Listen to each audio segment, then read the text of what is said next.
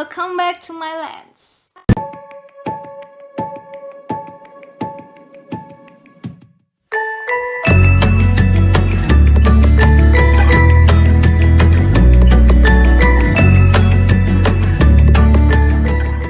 Di My Lens 1-5 aku udah nge-review buku-buku yang para penulisnya itu adalah pemenang Nobel Sastra dan tulisannya itu jadi tulisan-tulisan yang dinobatkan sebagai tulisan terlaris di dunia sepanjang masa. Udah pada nonton belum? Kalau belum, coba dilihat-lihat lagi ya, karena itu semua mahakarya loh. Nah, sekarang aku mulai masuk ke dalam serial baru, yaitu serial Entrepreneurship. Dan sebenarnya serial ini itu inspirasinya dari sebuah request ya teman-teman yang masuk di kolom komentar aku dari channel Bumbu World. Hai kakak pemilik channel Bumbu World, terima kasih banyak ya untuk requestnya, sangat menginspirasi. Nah katanya channel ini itu meskipun namanya Bumbu World, tapi bukan cuma berisi tentang masak-masakan aja, tapi juga tentang berbagai bumbu di dunia ini dan segala pernak-pernik dalam kehidupan. Kalau misalnya teman-teman penasaran sama channelnya, boleh juga habis ini langsung berkunjung ke sana. Linknya aku taruh di sini ya. Oke? Nah sekarang kita masuk ke requestnya. Jadi waktu itu requestnya adalah tentang biografi entrepreneur dari Asia. Begitu request ini masuk, aku langsung kepikiran dua hal. Entah aku mau bikin review buku yang serial tentang biografi atau tentang entrepreneurship. Dan karena aku melihat situasi kita sekarang yang sepertinya lebih butuh semangat untuk memulai hal-hal baru, akhirnya aku memutuskan untuk membuat serial entrepreneurship. Dan entrepreneur Asia pertama yang aku pilih untuk aku review buku biografinya adalah Jack Ma. Dan aku memilih buku Sisi Lain Jack Ma karya Eko Siswanto. Jadi seperti apa sih sisi lainnya Jack Ma ini? Daripada penasaran, kita langsung tonton aja yuk, because reading can change your life.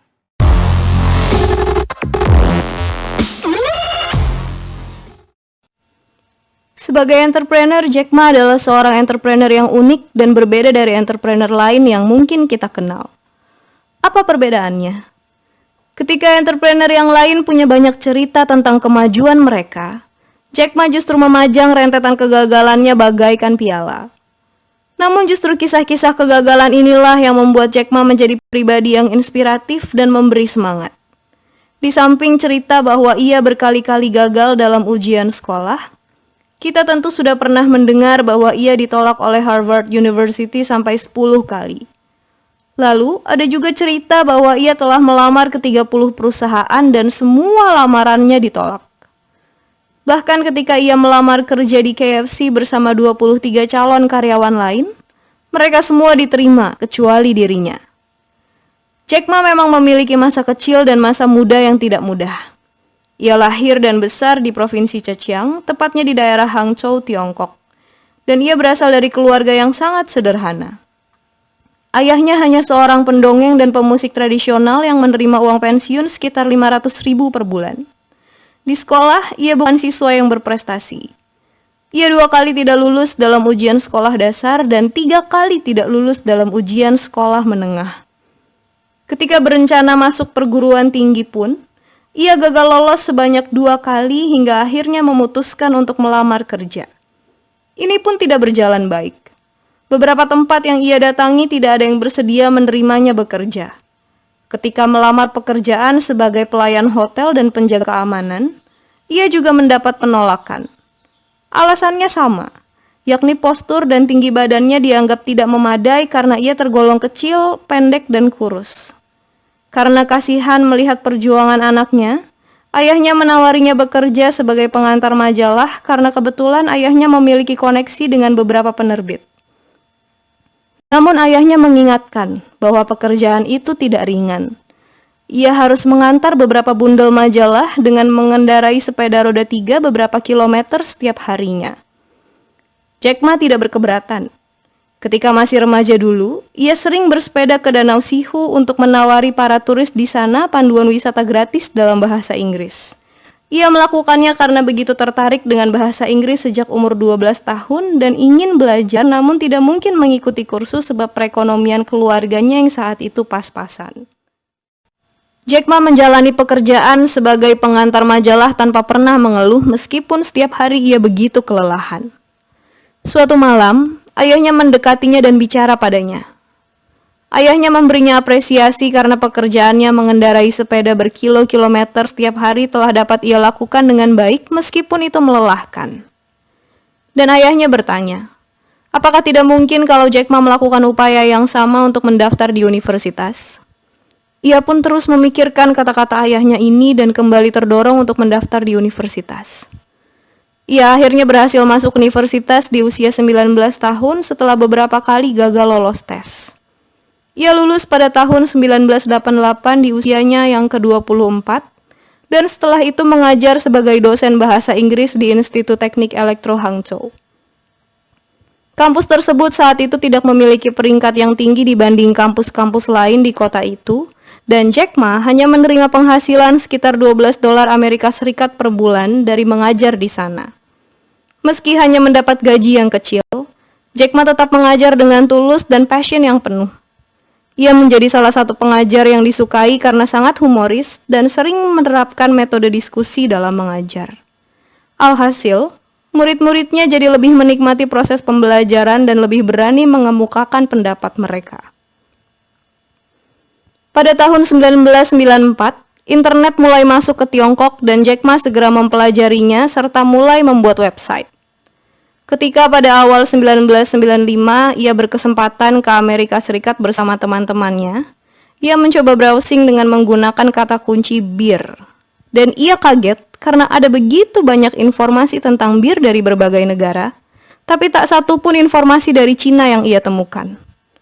Pengalaman ini memberinya ide untuk membangun sebuah perusahaan bisnis berbasis internet di negaranya. Awalnya ia mendirikan China Pages. Usahanya ini sempat dicibir banyak orang karena internet belum berkembang di Tiongkok pada saat itu. Namun, seiring berjalannya waktu, perusahaan kecilnya ini berkembang dan ia harus mengundurkan diri dari tugasnya sebagai pengajar untuk fokus pada bisnisnya. Beberapa tahun berjalan, Jack Ma mulai mengupayakan kerjasama dengan pemerintah. Namun saat itu ia ditolak karena pemerintah Tiongkok sendiri belum siap untuk go online. Ia pun akhirnya harus melepas China Pages pada perusahaan BUMN karena tidak sanggup lagi menggaji karyawan. Ketika internet di Tiongkok semakin berkembang, Jack Ma kembali terdorong untuk merintis bisnis dan ia mendirikan Alibaba pada tahun 1999. Perusahaan ini terus berkembang hingga pada bulan Oktober 1999 dan Januari tahun 2000, Alibaba 2 kali memenangkan dana investasi sebesar $25 juta. Saat ini, Alibaba Group menjadi e-commerce terbesar di Tiongkok dan Jack Ma menjadi salah satu orang terkaya di dunia. Ada hal lain yang menarik dari kisah tentang Jack Ma. Meskipun dalam banyak tulisan dan wawancara dikisahkan bahwa Jack Ma banyak mengalami kegagalan, namun dalam hidupnya ia juga cukup banyak mendapatkan restu dari semesta untuk mengembangkan diri. Restu ini seringnya tidak berupa keberuntungan atau keberhasilan, melainkan peluang dan kesempatan yang ia manfaatkan dengan baik dan dengan penuh kerja keras. Jack Ma menjalani masa remaja ketika Deng Xiaoping telah kembali ke pemerintahan dan memberlakukan kebijakan-kebijakan untuk memajukan perekonomian di Tiongkok. Pada saat itulah negara ini mulai membuka diri terhadap dunia barat, hingga Richard Nixon, Presiden Amerika Serikat saat itu, berkunjung ke Tiongkok pada tahun 1972. Dalam kunjungan ini, Nixon juga mendatangi kota Hangzhou, kampung halaman Jack Ma, sehingga setelahnya kota itu banyak dikunjungi turis asing. Hal inilah yang memungkinkan Jack Ma belajar bahasa Inggris secara otodidak dengan menawarkan diri menjadi pemandu wisata gratis di sekitar Danau Sihu. Di tempat itu juga ia pertama kali berjumpa dengan keluarga Ken Morley. Morley adalah utusan dari organisasi Australia-China Friendship Society yang ditugaskan mengadakan survei di Hangzhou. Hubungan mereka tetap terjalin bahkan setelah Ken Morley kembali ke Australia. Morley banyak membantu Jack Ma dalam hal keuangan, sehingga setelah perusahaannya sukses, Jack Ma menyumbang $20 juta kepada Universitas Newcastle untuk membuat sebuah program beasiswa sebagai bentuk penghormatan kepada Ken Morley. Beberapa saat setelah Jack Ma lulus dan mengajar, internet mulai masuk ke Tiongkok dan ini memberi kesempatan kepada Jack Ma untuk mengembangkan bisnisnya. Dengan kerja kerasnya, ia akhirnya bisa mendirikan perusahaan e-commerce terbesar di Tiongkok. Dari kisah Jack Ma kita bisa belajar bahwa kadang dukungan semesta bagi kita tidak melulu berupa keberhasilan, tapi juga peluang-peluang yang menuntun kita meraih keberhasilan itu. Sudahkah kita menghargai setiap kesempatan yang ditawarkan kepada kita, serta memanfaatkan peluang-peluang yang ada di sekitar kita? Selamat mulai berusaha. Itu tadi reviewnya teman-teman. Semoga setelah nonton video ini teman-teman jadi lebih semangat untuk memulai segala sesuatu yang baru. Dan jangan pernah takut gagal, karena kegagalan itu bukan menghancurkan kita, tapi justru membuat kita jadi lebih baik dan lebih baik lagi sampai akhirnya kita bisa sukses. Oke?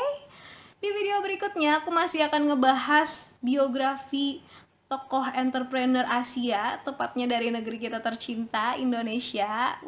Siapa itu? Aku akan membahas seorang entrepreneur muda Indonesia. Oke, makanya ikutin terus ya kalau penasaran, dan sabar, itu akan keluar di video berikutnya. Terima kasih teman-teman. Bagi teman-teman yang mau request juga silahkan tinggalkan request kalian di kolom komentar. Nanti aku akan catat dan aku akan keluarkan videonya pada saatnya.